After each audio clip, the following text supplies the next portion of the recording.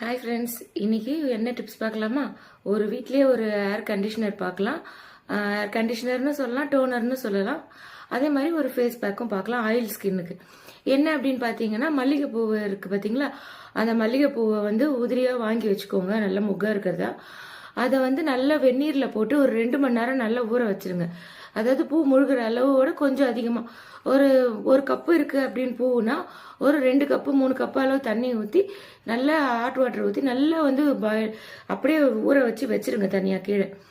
அதை ஒரு 2 மணி நேரம் கழித்து அதை நல்லா வடியை போட்டுட்டு அது இந்த தண்ணியை மட்டும் ஒரு ஸ்ப்ரே பாட்டிலில் போட்டுட்டு ஒன்று நீங்கள் தலைக்கு குளிச்சுட்டு அதை கண்டிஷ்னராகவும் போடலாம்.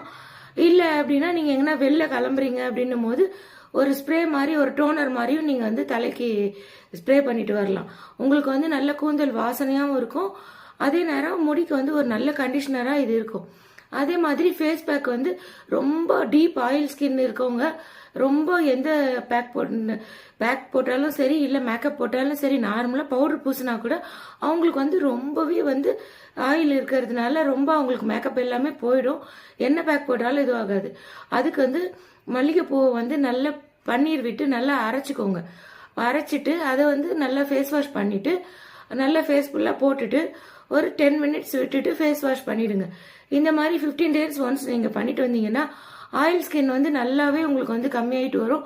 ஃபேஸ் நல்லா புத்துணர்ச்சியாக நல்ல க்ளோவாக நல்ல கிளாஸியாக உங்களுக்கு நல்லாவே அது ஒரு டிஃப்ரெண்ட் உங்களுக்கு நல்லாவே தெரியும்.